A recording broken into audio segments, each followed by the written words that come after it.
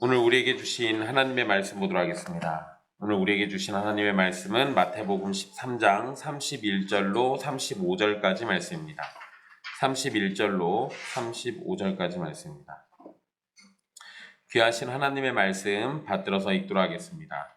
또 비유를 들어 이르시되 천국은 마치 사람이 자기 밭에 갖다 심은 겨자씨 한 알 같으니 이는 모든 씨보다 작은 것이로되 자란 후에는 풀보다 커서 나무가 되매 공중에 새들이 와서 그 가지에 깃들이느니라.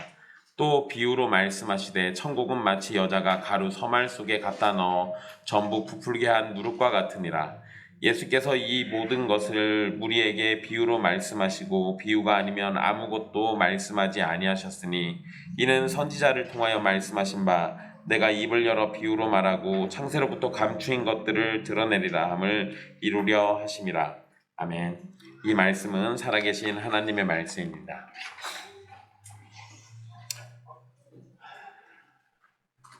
지난 시간 가라지의 비유로 불리는 말씀을 함께 살펴봤습니다. 우리가 살아가는 세상은 예수님이 뿌리신 좋은 씨와 마귀가 뿌린 악한 씨가 함께 살아가고 있습니다. 그래서 성도와 교회는 악한 씨로 인해서 넘어지게 하는 것과 불법을 행하는 자들을 인내하며 살아야 합니다. 그 과정은 힘듭니다. 그리고 그 과정은 어렵기도 합니다. 그렇지만 주님이 정하신 때가 되면 그들은 모두 심판받을 겁니다. 그러니 주님이 정하신 마지막 때가 될 때까지 우리는 우리의 자리를 지키고 건강한 신자로 자라나는 것이 요구되는 겁니다. 그렇지만 너무 두려워하거나 낙심하지 마십시오. 우리를 좋은 씨로 만드신 예수님께서 우리를 또한 건강한 신자로 자라날 수 있도록 도우시고 인도해 주실 것을 믿으십시오. 오늘 말씀은 두 개의 비유 그리고 그 이후의 부연 설명이 포함된 말씀입니다. 먼저 예수님은 겨자씨 비유라고 불리는 말씀을 사람들에게 가르쳐 주십니다. 천국은 어떤 사람이 겨자씨 하나를 자기 밭에 가져다 심은 것과 같다고 말씀을 시작합니다. 예수님은 겨자씨가 모든 씨보다 작은 것이라고 말씀하십니다. 일단 사실관계를 좀 따져보자면 예수님의 말씀은 틀린 말입니다. 혹시 겨자씨 보셨어요? 제가 다음 주에 들고 오겠습니다. 저희 집에 겨자씨가 엄청 많아요. 근데 여러분, 겨자씨가 세상에서 제일 작은 씨는 아닙니다. 세상에서 더 작은 씨가 있어요. 겨자씨는 하여간에 아니에요. 그런데 사실관계로 따지자면 예수님 말씀이 틀린 겁니다. 그런데 이스라엘 사람들이 당시 흔하게 접하는 씨앗 중에 겨자씨가 가장 작은 건 맞습니다. 그러니까 예수님께서 당시 팔레스타인 지방의 사람들이 알고 있는 상식 수준에서 하신 말씀이니까 이걸 과학적 사실로 따져가면서 옳고 그른 거를 얘기하시면 안 된다라는 거예요. 아셨죠? 거기다가 예수님께서 랍비들의 과장법을 사용하셔서 아주 작은 겨자씨가 큰 나무처럼 자라는 것을 강조해서 말씀하시려는 의도를 생각해서 받아들이시면 되는 겁니다. 무슨 과장법이요? 랍비들의 과장법이요. 이거는 성경에 여러 번 나오는 표현 방식입니다. 그냥 어떤 것들 교훈을 줄 때, 가르침을 줄 때 그것을 위해서 이걸 좀 크게 과장하는 거예요. 겨자씨는 크기가 1mm 내지 2mm, 사실 이것보다 좀 더 작기도 합니다. 그런데 이게 자라기 시작하면 매우 큰 나무처럼 보일 정도로 자라게 됩니다. 자, 여기에서 예수님은 풀보다 커서 나무가 된다라고 표현하시는데 이것도 역시 랍비식 과장법입니다. 겨자는 나무가 아니라 그냥 풀이에요. 근데 그냥 풀이라고 하면 약간 좀 느낌이 이상해요. 약간 이건 덤불에 가깝습니다. 덤불에 가까워요. 그리고 겨자나무들이 사실 겨자나무라고 안 해요. 그냥 겨자라고 합니다. 근데 그냥 우리 성경의 표현이 그러니까 겨자나무라고 합시다. 겨자나무들이 이렇게 한 자리에서 엉켜서 자랄 때 그때 나무처럼 보이기는 합니다. 그렇지만 그걸 나무라고 말하지는 않아요. 그러니까 여기에서도 사실 나무가 아닌데 나무라고 한 거는 랍비식 과정법이라고요. 랍비식 과정법. 여러분 나중에 심심하시면 구글에 겨자나무라고 검색해 보십시오. 그러면 어떤 목사님이 굉장히 큰 나무를 갖다가 탁 사진 올려놓고 겨자나무라고 써놓으셨어요. 그리고 아주 이 작은 씨앗이 이렇게 커진다. 그래서 새들이 와서 깃들여 산다. 그거는 거짓말이죠. 모르고 떠드는 소리입니다. 모르고 떠드는 소리예요. 물론 여러분 구글에 찾아보시면 제가 방금 얘기해드린 겨자 그 덤불이 보일 겁니다. 그런 사진 굉장히 많아요. 하도 이거에 대해서 말들이 많으니까 이 팔레스타인 지방의 그 겨자 나무라고 불리는 그거를 사진 찍어서 올려놓은 게 굉장히 많습니다. 어쨌든 그거는 나중에 한번 찾아보시고요. 그러니까 겨자는 나무가 아니라 덤불이에요. 그런데 여러분 여기에 그 깃들인다라는 표현을 쓰셨어요.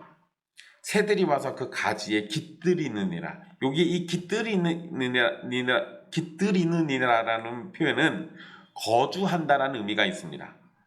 그러니까 겨자가 자라서 나무처럼 돼버리면 공중에 새들이 와서 거기에다가 둥지를 틀고 거주할 정도로 된다라는 표현이에요. 그래서 여러분 이건 겨자 덤불을 보시면 실제로 새들이 둥지를 지을 것 같이 생겼어요. 그럴 법해 보입니다.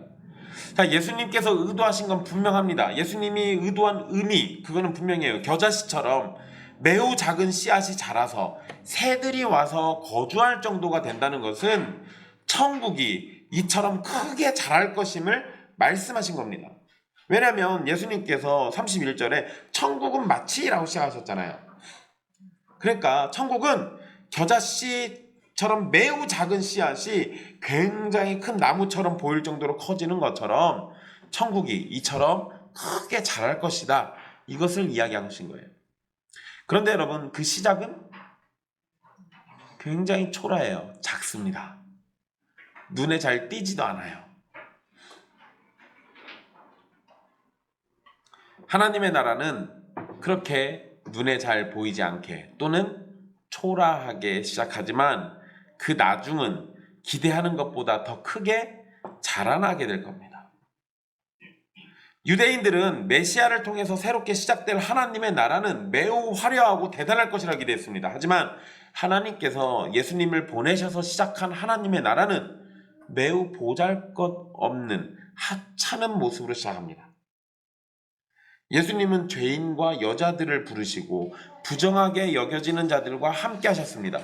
죄인들이 함께 있는 장소여서 사람들의 생각에 그런 곳에는 하나님의 나라와 전혀 상관이 없을 거다라고 생각할 정도였어요. 하지만 예수님이 함께 하시는 곳이기 때문에 아무리 부정한 죄인들이 있다 할지라도 예수님 때문에 그곳은 진정한 하나님의 나라가 되는 겁니다. 크고 화려하고 무시무시하고 대단하고 이런 게 아니라 다 필요 없어요. 딱 하나만 있으면 됩니다. 예수님만 있으면 돼요. 그리고 겨자씨는 당시 잡초처럼 여기는 식물입니다. 일단 여러분들이 사진 찾아서 보시면 제가 뭔 소리인지 아실 거예요. 그것을 이 잡초로 여기는 이런 식물을 자기 밭에다가 가져다 심는 일은 없습니다. 거기에다가 설령 겨자를 수확하겠다고 심는다 칩시다. 그러면 여러분 씨앗을 어떻게 해야 돼요? 많이 뿌려야죠. 겨자씨 하나를 심는 게 아니라 씨앗을 셀 수 없이 갖다 뿌려야 합니다. 그런데 씨앗을 뿌리는 사람은 자기 밭에다가 어떻게 했어요? 한 알만 심었습니다. 이것은 보통의 상식과는 완전히 어울리지 않아요. 보통의 상식과는 완전히 어울리지 않습니다. 거기다가 여러분 여기에서 자기 밭이라고 얘기할 때 에이 설마 한 평. 근데 여러분 자기 밭이라고 하면 유대인들을 기준으로 생각해 보세요. 밭이라고 하면 뭐 심을 것 같습니까? 밀, 보리, 밀, 보리. 아스라, 그리고 포도도 심죠. 밀, 보리나 포도를 심을 거예요. 또는 무화과 나무. 그 사람들 주식으로 삼는 거. 근데 거기에다 겨자를 심어 놓잖아요. 겨자가 나머지 싹 죽입니다. 아까 제가 뭐라고 그랬죠? 얘 덤불이라니까요. 타고 올라가요. 타고 올라갑니다. 여러분, 제가 재작년에 화려한 계획을 가지고 밭을 500평 빌려서 거기다가 제가 오가피 나무랑 대추를 심어놨는데 심어놓고 쳐다도 안 봤습니다. 그랬더니 황병기 성도님이 가서 보고는 야, 나무 다 죽었다 이러시더는 거예요. 왜 그러냐고 그랬더니 무슨 덩풀이 와가지고 다 뒤집어 싸가지고 애들이 싹 안 보인다고. 제가 며칠 전에 가봤더니 덤불이 다 뒤집어 싸긴 했더라고요. 그런데 감사하게도 그 속에 살아있어요. 제 화려한 계획이 아직 끝나지 않았습니다.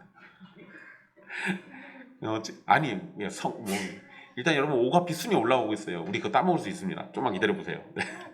근데 여러분 어쨌든 자기 밭에다가요 겨자씨 하나 심는 거는 보통의 상식과는 어울리지 않아요. 그런 사람 별로 없습니다. 그리고 여러분 진짜 겨자를 심고 싶으면 한 평이라도 하나를 심어요? 한 평이라도 수십 알을 갖다 뿌리는 게 맞지. 그러잖아요. 그리고 씨앗으로 하는 경우에는요 수십 알이 아니라 수백 알 뿌려요. 뭐가 어떻게 날지 모르니까. 어쨌든 자기 밭에 씨앗을 심는다는 것은 사실 그걸 통해 가지고 큰 것들을 기대하는 거잖아요. 그런데 여러분 여기서는 어떤 사람이 하나를 심었습니다. 그 얘기는 자기 밭에 이 씨앗 하나를 심고 이 하나를 통해서 매우 큰 일을 이룰 것을 기대하고 있는 거예요. 그러면 여러분 이 사람 정상이에요? 비정상이에요? 농사꾼의 눈으로 볼 때 이 사람 비정상입니다. 하나를 심고 큰 걸 기대하니까. 자, 겨자씨 비유와 함께 예수님은 또 다른 비유를 말씀하시는데요. 천국은 어떤 여자가 가루 서말 속에 가져다 넣어서 전부 부풀게 한 누룩과 같다라고 말씀하십니다. 그래서 이 비유는 보통 누룩 비유라고 부릅니다. 33절에 기록된 비유는 겨자씨 비유와 동일합니다. 자, 여기서는 겨자씨 대신에 누룩을 언급하셨어요. 자, 당시 유대인 가정에서 부녀자들이 누룩으로 반죽이 된 옛 반죽을 가지고, 그러니까 이미 누룩으로 반죽된 반죽이 하나 있는 거예요. 이전에 쓰던 거. 요거를 새 반죽에다가 섞어가지고 발효를 시킵니다.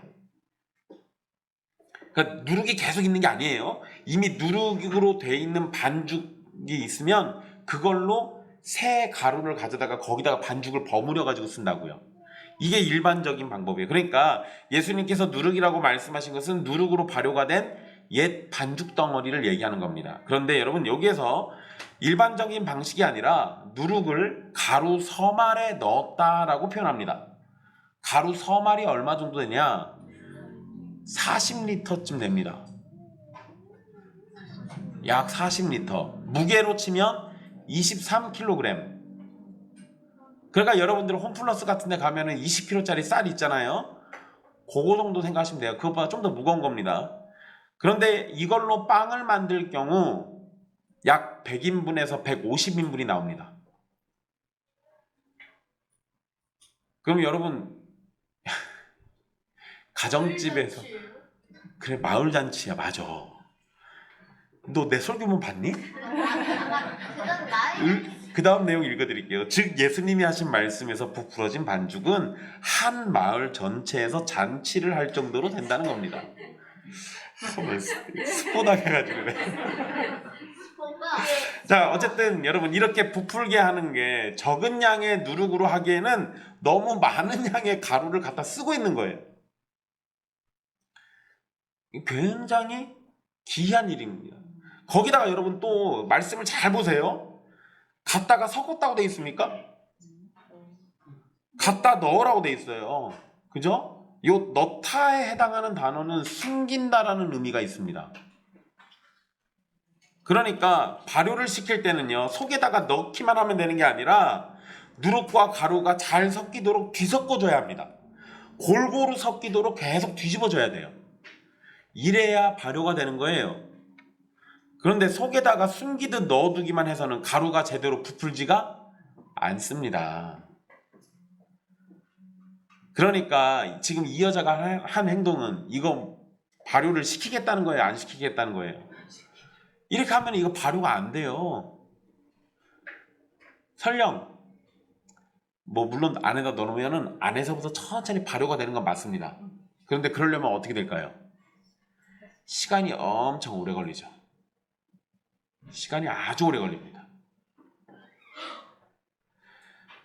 일반적이지도 않고 가능성도 없을 것만 같은 이야기지만 예수님의 의도는 역시 숨겨둔 누룩이 아주 많은 가루를 부풀게 만드는 것처럼 천국이 터무니없는 것처럼 보일지라도 작은 일로부터 아주 대단한 역사가 나타나고 천국이 결국에는 드러나게 될 것이라는 걸 말씀하신 겁니다.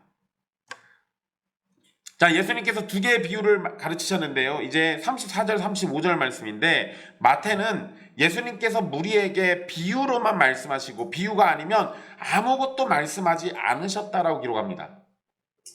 예수님께서 사람들을 가르치실 때 비유가 아닌 다른 형식으로 가르치시는 것을 거부하셨다라는 것을 우리는 알 수 있습니다. 그런데 여러분 여기에서 조심하실 게 하나 있는데요.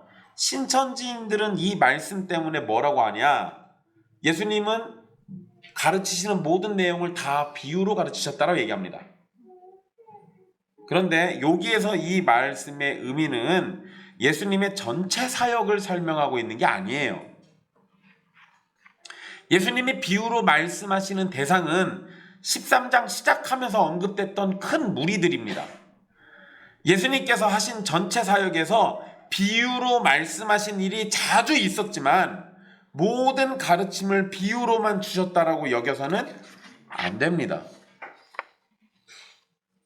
여러분, 신천지인들이 혹시 비유풀이로 팔복 얘기하는 거 들어보신 적 있어요?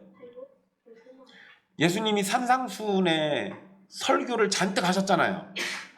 그거를 신천지인들이 비유풀이로 다 풀어줍니까? 걔네는 그건 또 잘 안 건드려요. 근데 거기는 비유가 아니거든요. 부분적으로 비유가 조금씩 들어있긴 하지만 전체적인 내용이 비유가 아니에요. 그냥 진짜로 가르쳐 주시는 내용이지. 그러니까 예수님이 하신 말씀은 다 비유다라고 이해해버리면 신천지와 같은 잘못된 해석을 하게 됩니다. 그런 것들은 조심하십시오.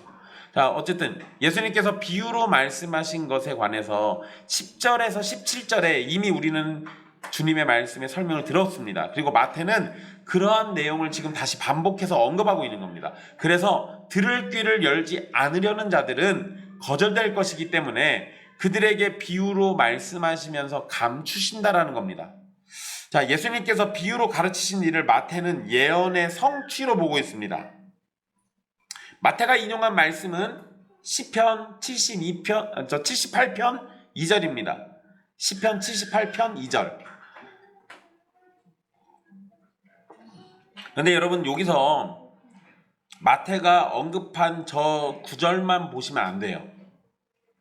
시편 78편 전체를 좀 이해할 필요가 있습니다.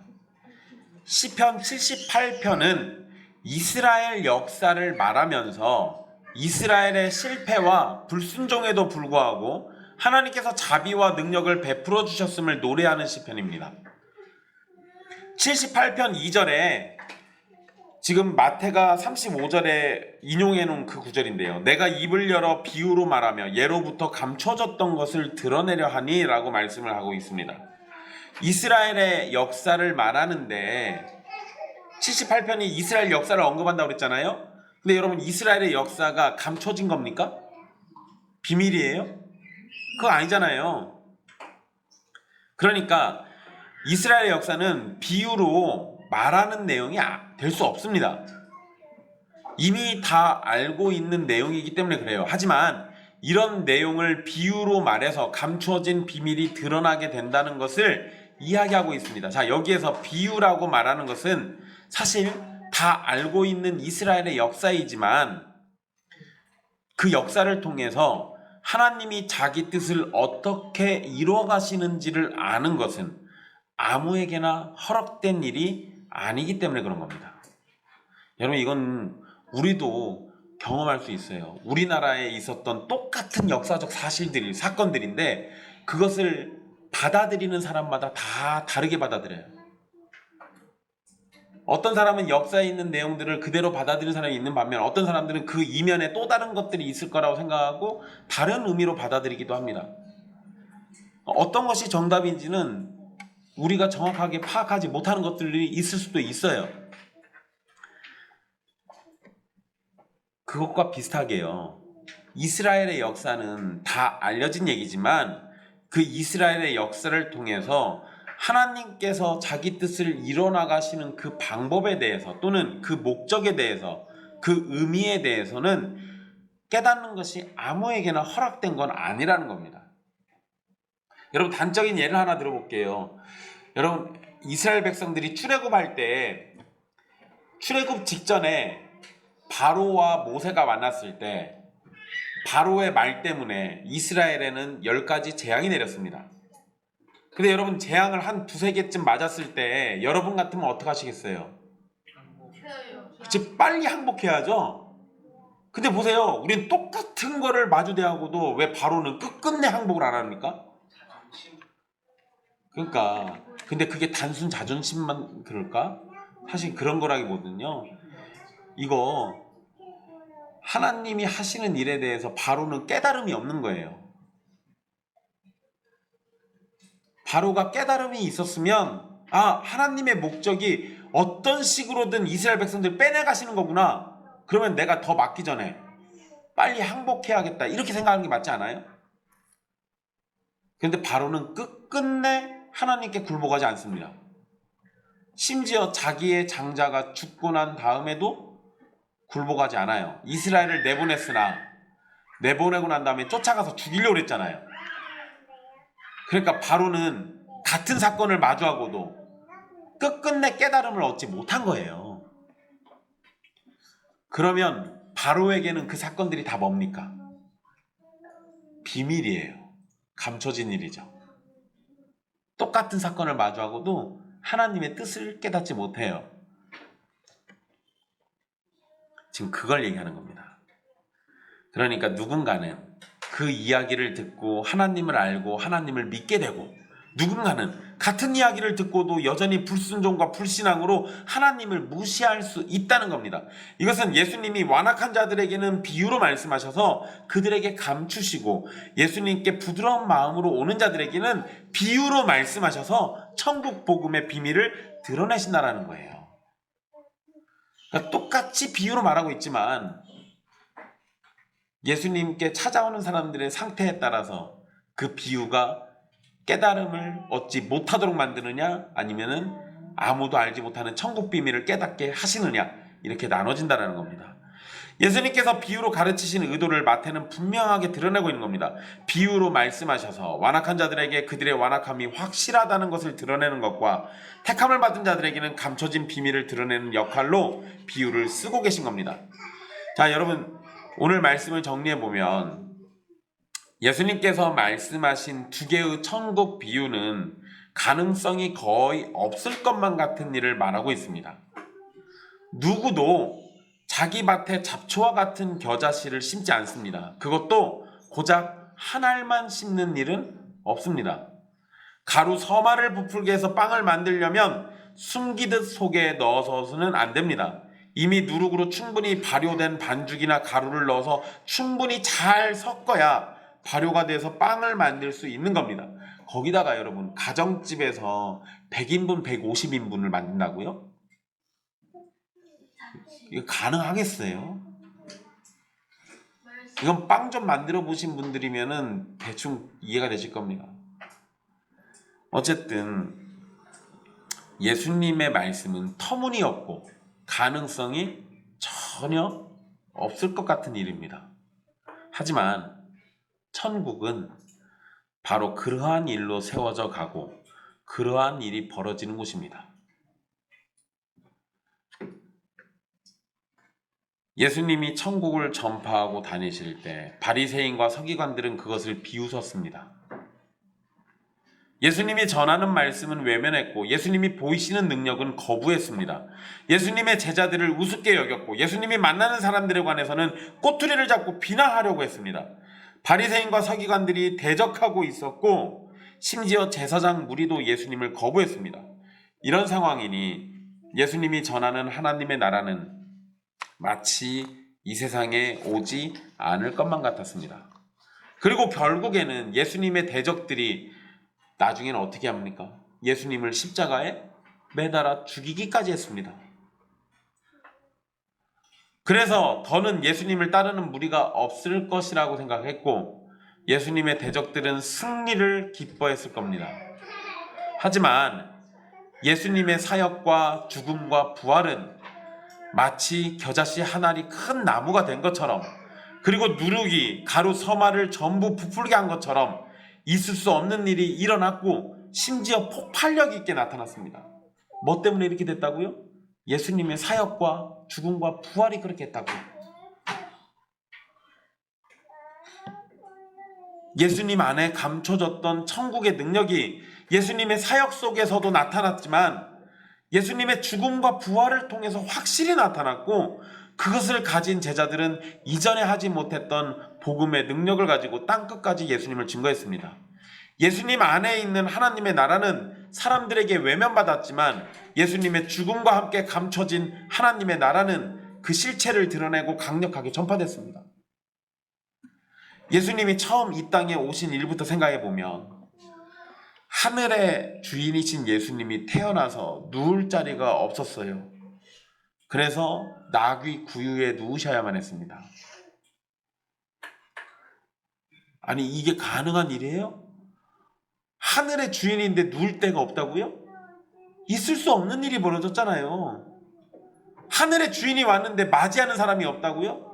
있을 수 없는 일이 벌어졌어요. 왕 중에 왕이신 분이신데 누울 자리 하나 제대로 얻지 못해서 그런 상태로 태어나셔야만 했습니다. 왕 중에 왕이신데 십자가에서 죽으실 때는 온몸에 아무것도 걸치지 못한 채 사람들 앞에서 벌거벗겨진 상태로 못 박혀 죽으셔야만 했습니다. 죽는 순간에도 사람들의 멸시와 조롱은 계속됐습니다. 태어나서 죽는 순간까지 예수님은 하나님 나라의 왕이라고는 전혀 보이지 않는 모습이었지만 예수님 안에 감춰졌던 천국은 겉으로 보이는 것과 상관없이 온 세계로 퍼져나갔고 지금 우리에게까지 이르도록 예수님이 다스리시는 하나님의 나라가 전파되었고 지금도 계속 전파되고 있습니다. 아무것도 하지 못하고 너무도 힘없이 돌아가신 것처럼 보였지만 능력이 없어서 그러셨던 게 아니에요. 우리를 구원하기 위해서 초라하게 돌아가셨고 그러한 모든 과정을 통해서 지금은 하나님의 나라가 힘있게 확장되어 가고 있는 겁니다. 그리고 여러분 마귀를 정복하려면 우리 입장에서는 어떻게 하는 게 쉽겠어요? 여러분 이렇게 생각해 보세요. 우리가 북한과 통일을 할 때 가장 쉬운 방법을 한다면 뭐 하는 게 제일 빠르겠어요? 전쟁해가지고 힘으로 뺏어버리는 거. 중국이 쳐들어와요? 그럼 중국이랑 싸워가지고 이기려면 어떻게 해야겠어요? 힘을 잔뜩 길러가지고 쳐들어가야지 뭐. 원수와 싸우려면 원수 마귀의 계략을 다 무찌르려면 어떻게 하는 게 제일 확실한 방법입니까? 전쟁이겠죠. 봐요, 우리는 그렇게 생각하잖아요. 근데 하나님은 어떻게 하셨어요? 원수 마귀를 무찌르려고 자기 아들을 죽이셨어요. 세상 사람들이 이해할 법한 이야기입니까? 아니요. 못 받아들일 얘기라고요. 자기 밭에 겨자씨 한 알 심는 사람이 없고 누룩을 가루 속에 숨기듯 넣어두고 부풀기를 기다리는 사람도 없다고 말씀드렸습니다. 그런데 여러분, 예수님은 이런 상황을 천국과 같다라고 하셨죠. 우리는 누가 이런 일을 하겠느냐라고 생각하겠지만 하나님이 정하신 구원의 역사를 통해서 이 비유처럼 터무니없는 일을 하시는 삼위 하나님을 우리는 보게 됩니다.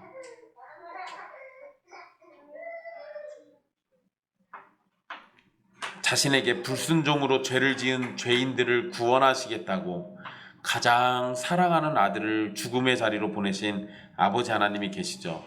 아버지의 뜻을 따르겠다고 죽음마저 선택하고 순종하신 성자 하나님이신 예수님이 또 계십니다. 의인도 아니고 다이아몬드처럼 굳은 죄인의 마음에 이런 성부와 성자의 사랑을 심어서 부드럽게 만드시는 성령 하나님도 계십니다. 구원을 얻는 길이, 그것도 구원을 얻는 유일한 길이 십자가에서 죽은 예수님을 믿는 것이라고 가르치는 교회를 생각해 보십시오. 세상의 눈으로는 터무니없는 이런 일들을 통해서 삼위 하나님은 천국을 이뤄 가십니다.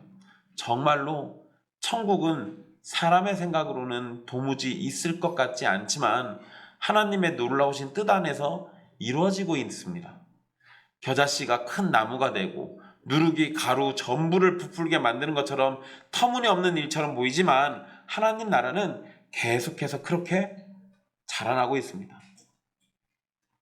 정말 터무니없는 일처럼 보이지만 그런 일들이 실제로 자라나고 일어나고 있는 거예요. 그리고 겨자씨는 자라서 새가 둥지를 만들 만큼만 커지는 거죠. 누룩은 가루 서말을 전부 부풀게 할 만큼만 일합니다. 그렇지만 하나님의 나라는 그 끝을 알 수 없도록 성장해서 세상에 충만하게 될 겁니다.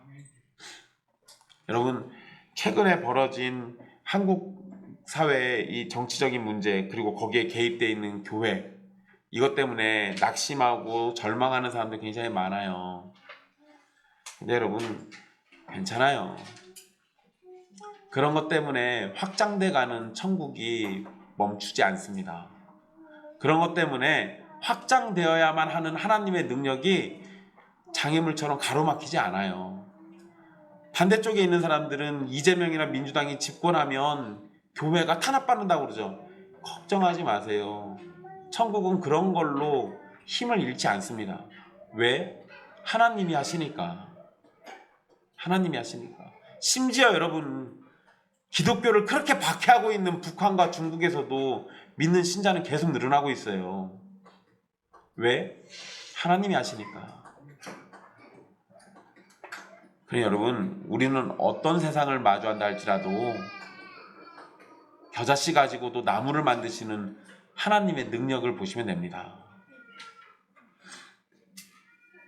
알곡이 뿌려진 세상에 원수가 와서 가라지를 뿌리고 가기 때문에 이 세상에는 끊임없이 악이 자랍니다. 하지만 그럼에도 불구하고 하나님의 나라는 계속해서 자라갈 겁니다. 그리고 하나님의 나라가 계속해서 자라나도록 예수님은 오늘도 필요한 곳에 한 알의 겨자씨를 또 심고 누룩으로 가루를 부풀게 만드시고 계십니다. 겨자씨가 큰 나무가 될 때까지 많은 시간이 필요하고 누룩으로 가루 전체를 부풀게 만드는 것도 많은 시간이 필요합니다. 하지만 이렇게 시간이 들어도 의도한 일이 이루어지는 것처럼 결국 하나님의 나라도 하나님의 뜻을 따라서 확장되게 되어 있는 겁니다. 왜냐하면 일하시는 분이 삼위 하나님이시기 때문에 그래요. 그래서 우리는 오늘 성도의 삶을 살 때 하나님의 나라가 공격받고 쇠퇴하고 무너지는 것만 같은 상황을 마주해도 결국은 하나님이 승리하시는 것을 보게 될 것이고 더욱 자라난 하나님의 나라를 보게 될 겁니다. 그러니 절망하지 마십시오. 기이한 일을 행하시는 하나님을 보십시오. 마태가 시편 78편을 인용해서 설명한 것에서 우리는 또 중요한 사실을 보게 됩니다. 시편 78편은 이스라엘의 역사인데 특별히 어떤 역사냐면 이스라엘이 보인 불신앙의 모습입니다. 이 사람들이 신앙생활 잘한 얘기를 한 게 아니에요. 불신앙적인 모습에 대해서 써놨습니다. 그리고 그런 불신앙에 대해서 하나님의 징계를 언급합니다. 그런데 시편 78편이 정말로 말하고자 한 건 뭐였냐면 이스라엘의 불신앙에도 불구하고 하나님께서는 이스라엘에게 하신 약속을 지키시며 신실하신 하나님이심을 드러내셨다는 사실이에요. 이스라엘에게 하신 약속을 끝까지 지키시고 신실하신 그 하나님을 드러내신 것, 그것을 노래하는 게 78편의 진짜 의도입니다. 예수님께서 비유로 말씀하신 것을 마태가 시편 말씀과 연결해서 말하고자 했던 것은 예수님이 가르치신 비유의 말씀에서 이스라엘의 불신앙과 그에 따른 하나님의 징계와 심판이 가르쳐지고 있지만 동시에 자기 사람들을 찾기 위한 하나님의 신실하심도 가르쳐지고 계시다는 걸 강조하는 겁니다. 예수님 당시 불신앙은 이전부터 있었던 이스라엘의 모습입니다. 새로운 게 아니에요. 이스라엘은 정말 한결같이 하나님 앞에 불신앙의 모습으로 삽니다. 이쯤 되면 이스라엘을 버릴 법도 한데, 근데 하나님은 이스라엘을 절대 버리지 않습니다. 그리고 끝끝내 이스라엘의 조상들에게 하신 그 약속을 반드시 성취하시는 분이세요. 그거를 보라는 겁니다. 하나님의 말씀을 전하는 선지자도 있었고 그 선지자를 거부하고 하나님의 말씀을 외면했던 것이 이스라엘의 역사에 기록되어 있습니다. 그런데 패역하고 불순종하는 이스라엘 향해서 진노하시는 하나님은 동시에 자신의 영광을 위해서 신실하게 약속을 지키시고 구원자 되시는 예수님을 보내기까지 하셨습니다. 그런데 이런 일을 하시기까지 시간이 오래 걸렸다라는 것 뿐이에요. 사랑하는 형제자매 여러분, 예수님이 가르치신 천국에 관한 말씀은 예수님 당시에도 멸시받았지만 오늘날도 마찬가지로 멸시받고 있습니다. 하지만 천국은 세상이 계속해서 멸시하고 무시하고 거절한다 하더라도 하나님의 뜻 안에서 자라나게 될 겁니다. 그리고 택함받은 성도들이 하나님의 말씀을 듣고 말씀에 순종할 때 천국은 그들의 삶과 영혼을 통해서 계속해서 자라나게 될 겁니다. 겨자씨가 자라고 누룩이 가루를 부풀게 하는 일이 전혀 진행되는 것이 보이지 않는다 할지라도 하나님은 신실하셔서 우리가 인식하지 못하는 순간에도 일하신다라는 것을 잊지 마십시오. 우리가 먼저 믿고 의지하기 전에 하나님은 구원의 길을 준비하셨고 우리가 예수님을 알기 전에 예수님이 먼저 우리를 알고 사랑하셨습니다. 신실하신 삼위 하나님께서 천국을 자라게 하시고 천국의 백성인 우리를 믿음으로 자라게 하실 것을 의심하지 마십시오. 여러분이 의심하거나 온전한 믿음에 이르지 못하는 것은 조급함 때문에 그런 겁니다. 우리는 씨앗을 심고 다음 날 열매를 찾으려고 합니다. 우리는 누룩을 넣고 곧장 빵을 뜯어먹으려고 그래요.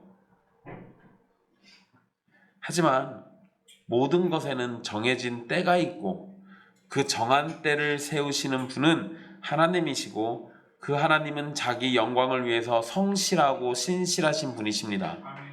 예수님을 보내셔서 천국의 비밀을 말씀하도록 하신 하나님은 예수님의 가르침을 통해서 증거되는 천국이 계속해서 확장되고 성장해서 온 세상을 가득 채우도록 만드십니다. 그래서 우리는 더뎌 보여도 신실하신 하나님을 의지하고 믿음으로 인내할 수 있는 겁니다. 여러분들의 의심 그리고 온전하지 못한 믿음 때문에 이 모든 것들을 놓치는 미련함을 드러내지 마십시오. 오히려 더뎌 보이더라도 신실하신 하나님을 바라보는 것, 그것이 바로 믿음입니다. 우리에게는 그러한 믿음이 요구되는 겁니다. 기도하겠습니다.